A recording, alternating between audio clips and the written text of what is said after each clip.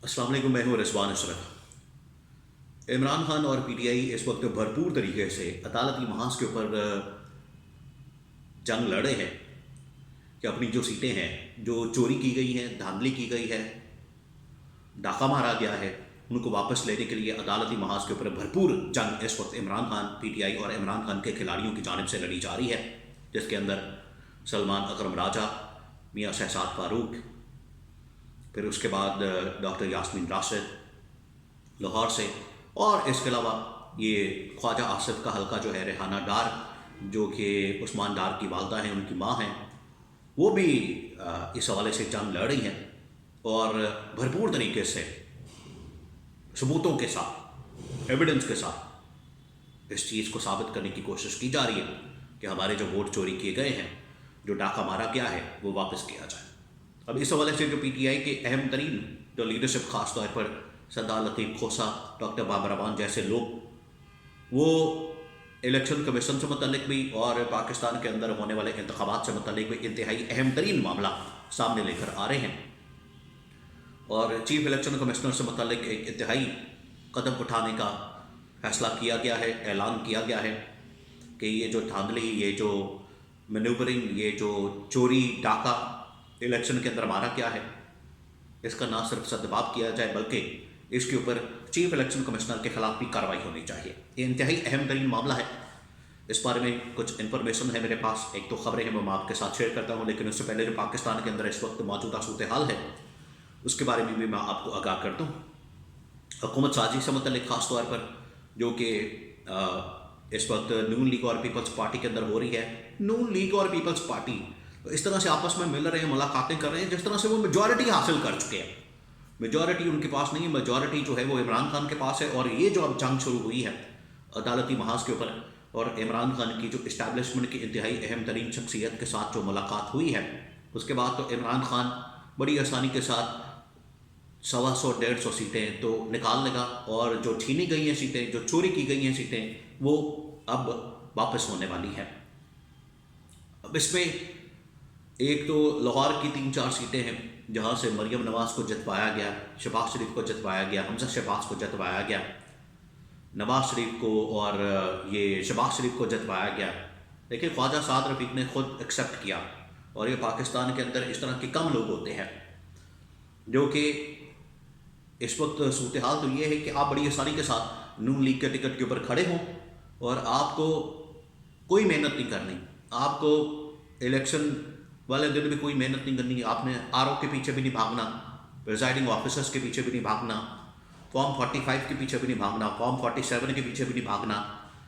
आपने बस सो जाना है और अगले दिन आपको आपके हक में लाख से ऊपर का वोट जो है वो कास्ट हो जाएगा, पड़ जाएगा, आपको सीट मिल जाएगी घर बैठे, अल्लाह खैर चला। ये है नून लीग की सिचुएशन इस वक्त, जो तकरीबन ये 50-60 सीटें, 17 सीटें दिलवाई गई, वो इस तरह से दिलवाई गई है। इस टाइम पाकिस्तान के अंदर जितने तज्जियाकार हैं वो ये कह रहे हैं कि अगर सही मानों में काउंटिंग करके फॉर्म 45 के मुताबिक सीटों का ऐलान किया जाए तो नून लीग के पास सिर्फ 10 से 15 सीटें बचनी है, 10 से 15, बाकी सारी फारिग हो जानी है। तो ख्वाजा साद रफीक ने हार मान ली, शिकस्त मान ली, और उन्होंने इस्टेब्लिशमेंट की हिमायत नहीं ली और शिकस्त को तस्लीम करते हुए लतीफ़ खोसा को मुबारकबाद दी, उनकी जीत को तस्लीम किया। इसी तरह से एक और अहम तरीन कराची से जमात इस्लामी के कराची के अमीर हाफिज़ नईमुर रहमान, वो भी सामने आए। उन्होंने कहा कि मैं अपनी सीट, मुझे जो दी गई है, मुझे जो सीट दी गई है, मैं उसका डिज़र्व ही नहीं करता, अवाम ने मुझे जितना वोट दिया है मैं उसी का डिज़र्व करता हूँ, मैं अगली बारी और मेहनत करूँगा ताकि मैं अवाम का वोट हासिल कर सकूँ। लेकिन ये जिस तरीके से मुझे सीट दी गई है, मैं इस सीट को लेने के लिए तैयार नहीं हूँ, ये ख़राब मैं नहीं लेना चाहता, और ये उसकी पीटीआई की सीट बनती है, ये मैं उसी को देता।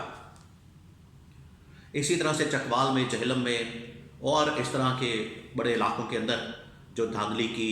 शिकायत हैं, धांधली के जो सबूत हैं वो सामने आए हैं, उनके मुताबिक इनको बाकायदा तौर पर कंटेस्ट किया जा रहा है और मुख्तलिफ अदालतों के अंदर। एक जो हल्का है रेहाना डार ख्वाजा आसिफ वाला, NA-71 है, इसी तरह से NA-130 है लाहौर का नवाज शरीफ वाला, और शहबाज शरीफ, मरियम नवाज़ और हमजा शहबाज वाला, मानसेरा NA-15 वो भी, और इसके अलावा जो जितने हल्के मौजूद हैं उनके अंदर अब ये सारा कुछ किया जा रहा है। कोशिश की जा रही है कि किसी तरह से पीटीआई वाले तो भरपूर इस वक्त जंग लड़ रहे हैं कि हमने अपने जो चोरी शुदा वोट है, सीटें हैं, वो वापस लेनी है। अब जो सरदार लतीफ़ कोसा जो कि कानूनी माहिर हैं, कानूनदान हैं, उनकी जानब से चौधरी एतजाज़ अहसन जैसे अहम तरीन वकील की जानब से, डॉक्टर बाबर रवान की जानब से, और बैरिस्टर गौहर खान वो ख़ुद भी वकील हैं, फिर उसके बाद सेनेटर अली ज़फ़र वो बहुत बड़े वकील हैं, हामिद ख़ान बहुत बड़े वकील हैं। उन्होंने कहा है कि दो हमने अब चीज़ों के ऊपर इस वक्त लड़ाई लड़नी है। एक तो चीफ इलेक्शन कमिश्नर के ख़िलाफ़ कि उन्होंने जो पीटीआई को बल्ले के निशान से महरूम किया, उसकी वजह से जो धांधली का और जो हॉर्स ट्रेडिंग का रास्ता है वो खुला है। ज़मीर की ख़रीदो फरोख्त का, ज़मीरों की ख़रीदो फरोख्त का जो रास्ता खुला है वो हमने रोकना है, और इसके ऊपर कम अज़ कम चीफ इलेक्शन कमिश्नर को इस्तीफ़ा देना चाहिए और घर जाना चाहिए, या कम अज़ कम उनके खिलाफ कार्रवाई होनी चाहिए। और इस पर भी हम पिटिशन लेकर जा रहे हैं, क्योंकि जो बल्ले के निशान से महरूम किया गया पीटीआई को, देखिए ये समझने वाला अहम तरीन नुकता है। ये धांधली का आगाज़ जो है पिछले तकरीबन कुछ 6 से 8 महीने से प्लान हो चुका है। वो इस तरह से कि बार बार ये बात कही जा रही थी, और पाकिस्तान के अंदर बहुत सारे ऐसे लोग थे ये बात कर रहे थे, जिस तरह से फैसल वाडा है, उन्होंने तो ये तकरीबन 6 महीने पहले कहा था कि बैलेट पेपर के ऊपर बल्ले का निशान नहीं होगा, सब आज़ाद होंगे, आज़ाद जीतेंगे, आज़ाद पोजीशन में होंगे, तगड़ी पोजीशन में,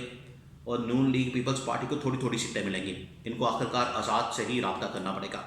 तो सेम वही सिचुएशन बनी है। तो इसका मतलब है कि 6 महीने पहले तक ये बातचीत हो रही थी, डिस्कशन हो रही थी, जिसके बाद ये सारा आज मंजरनामा सामने आया, धांधली करके, चोरी करके, डाका मार के। तो इसकी बात जो है 6 महीने पहले हो रही थी।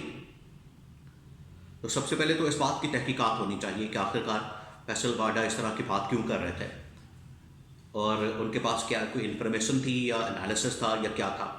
लेकिन ये इन्फॉर्मेशन ही हो सकती है अगर वो इतनी सॉलिड बात कर रही है, इतनी ठोस बात कर रही है, और ठीक वैसे ही हो रहा है, तो इसका मतलब है कोई इन्फॉर्मेशन है। फिर ऐन मौके पर इमरान खान के खिलाफ केसेस, मुकदमात, सज़ाएँ, और इमरान खान को बल्ले के निशान से महरूम करना। देखिए, बल्ले के निशान से महरूम करने के बाद जो वसीम कादर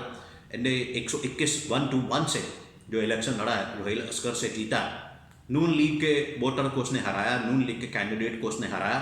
वरना वो तगड़ा उम्मीदवार है नून लीग का। NA 121 में, 121 में वो तो लाख सवा लाख की लीड मारता है।